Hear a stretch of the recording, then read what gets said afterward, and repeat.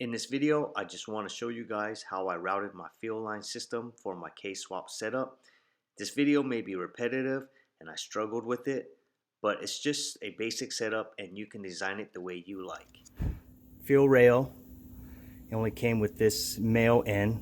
So if you're gonna eliminate the factory field filter, you're gonna have to get a 180. You have to get another male from the field rail to the 180, and you're gonna have to terminate this line, and it's gonna go to the field filter, and you're gonna have to get a 40-degree angle 6AN, terminate that in, that goes into the field filter, and then that line goes into this K-tune line that came with the kit, and it's going to go into the feed, which you will have to cut with a pipe cutter. And by this end, by this fitting, which is a 6AN to a 5/16 with the copper ring, so it's going to look like this. Back to the field rail, this line is going to go into the field pressure regulator here with the male, female to male, and then you're going to block off this side of the field pressure regulator, and then the return line, which is the smaller line, that's going to go from the bottom of the field pressure regulator into the middle return line. This line that's furthest, if you're facing it this way on the right side, that's just going to vent out.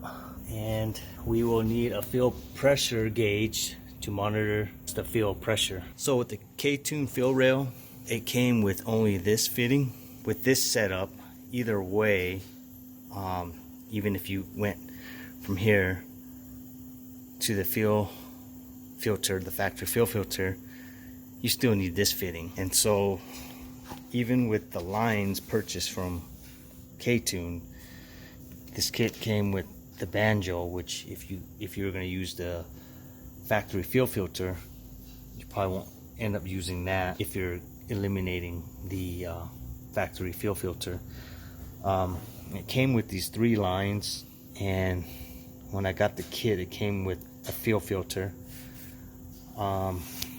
Here we have the field pressure regulator. It came with this size and this size. So we're going to use this existing bolt hole here where everyone normally puts it, and then what I'm going to do here is I'm going to drill another hole, and I am going to use it's a rivet that actually has threads. So I'm going to take that out so I can get access to that bolt.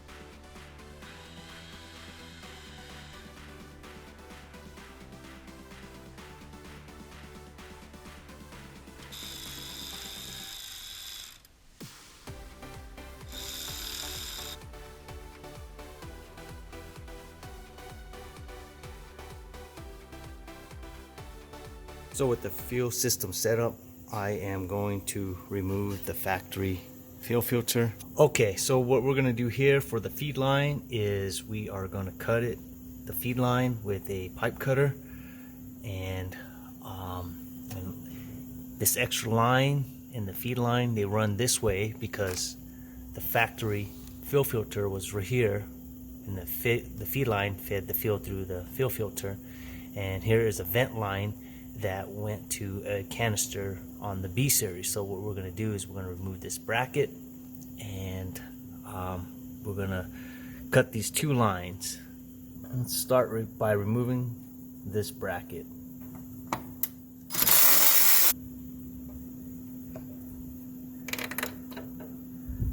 Alright, with these two lines, I discovered that they are routed behind these brake lines, and to avoid me from removing any of this, the thing that I'm going to do is I'm going to cut these lines, and then I'm going to use the pipe cutter and do a cleaner cut.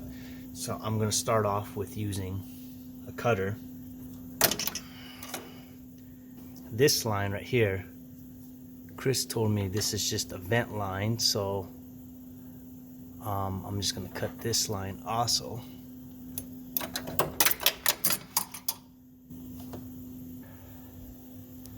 I will be able to bend this line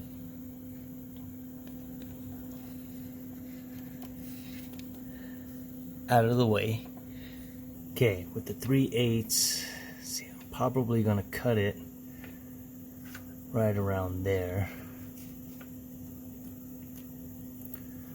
So I'm going to do a little bit of bending, but I don't want to kink any of this because I want it as straight as possible so you don't have any leaks. Okay, here what I did was I popped this clip off, and this line was being held in, and so I pulled that off because it's going to give me easier access to the line.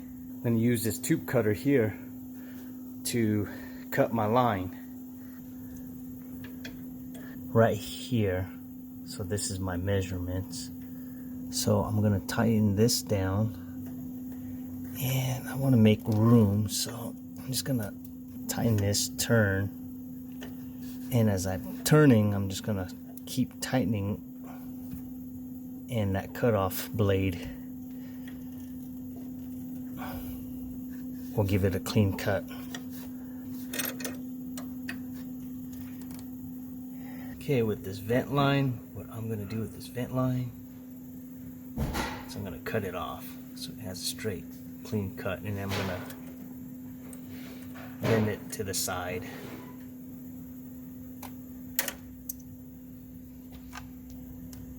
So I was told with this line to just bend it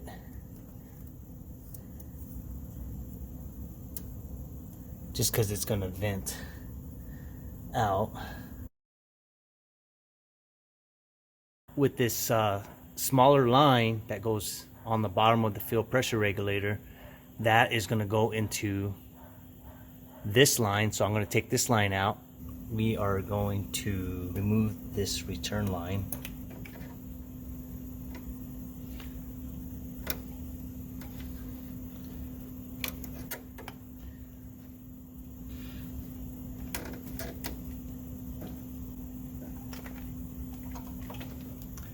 Okay, we're going to remove the stock return line, and the return line is this line that came with the kit. So I'm going to measure to see how much I need to cut of this line.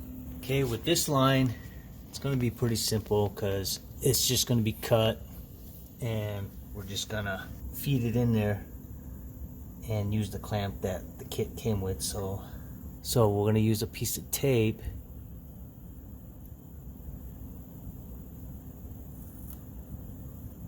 because we're going to end up cutting the center.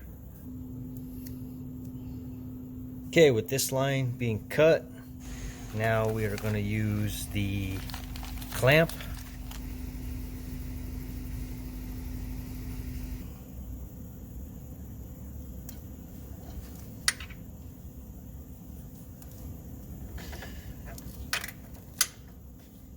Okay, I got my return line fed in. Now I'm going to use this clamp to tighten down the return line.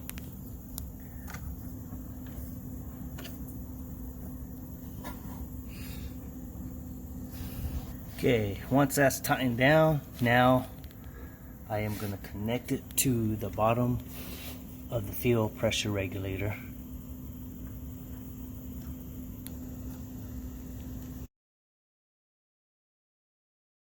So here, let's start by installing our feed line. So the extra parts I had to buy was this 180. So the 180, and I had to buy another extra piece I had to get, and that's going to go on this end. And on that end, we're gonna do a 180. So the 180 is called a 6 AN to 180 degrees, and this is what I purchased. So here I'm gonna take this line and I'm gonna crimp it to this end. So I'm just getting an exact measurement, so that way I'm gonna take it to Chris. He's gonna cut this line for me and terminate the ends for me. So I'm gonna route this line. I'm gonna need about that much line. And so here, what I wanna do is I wanna tape it, and I will take this to Chris to have him terminate it.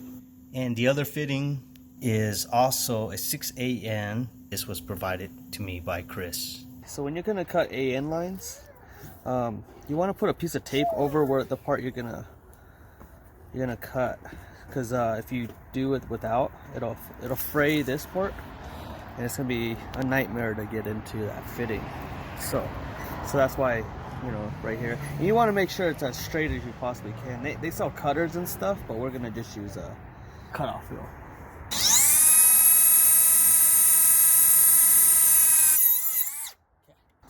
So remember, when you put this on your hardline, okay, it's going to be feeding this way. So you got to make sure the in part is right here. It's going to the in, and then the out goes to the thing. okay. This off. See how it didn't fray it? Yeah. I'll do it on this side. Okay. Just make sure you take the tape off before you put it back in the fitting.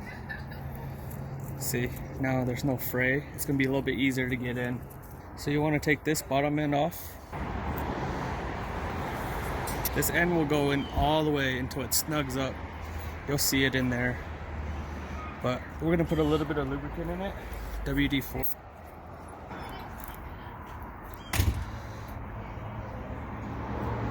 So just kind of twist it like Yep. you're twisting something on.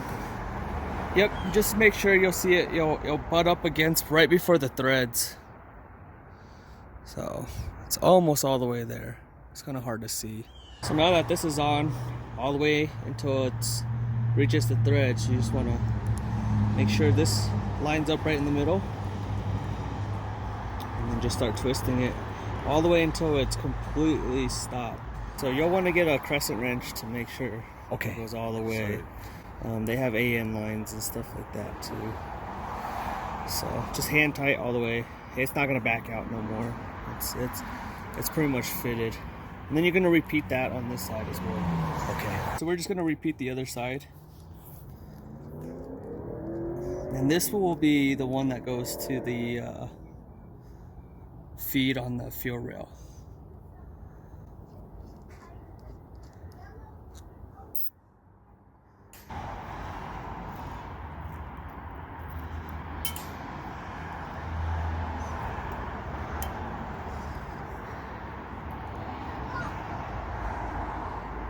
It's all the way in.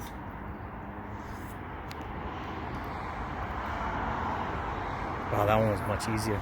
Yeah, it's better quality. Make sure you lubricate this. Yeah, this doesn't swivel.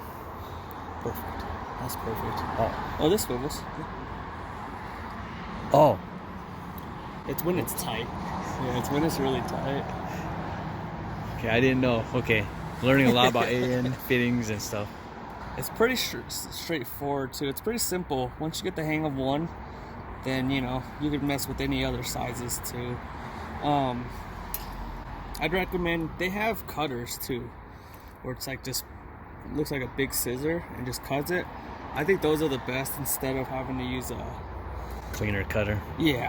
angle grinder or whatever. But you know, you work with what you can, and we're gonna use some crescent wrenches, or if you have AN wrenches, just to tighten it all the way down.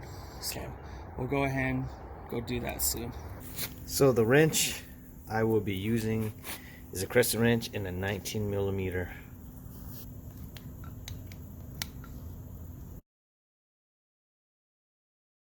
Alright, the next thing that you will need is this 6AN male tubing adapter, and it has a copper ring for a 5/16 and the nut, and I measured it. It's a 5/16, and this is going to be a tight fit on this. So to measure this fuel line, I'm going to use this ruler, measure it 1 2 3 4 5, so it's 5/16. We're going to put this on the feed line right here. So we're gonna kind of burr it so that copper ring will fit on there nice and snug. But first thing we're gonna do is we're gonna put this end on first.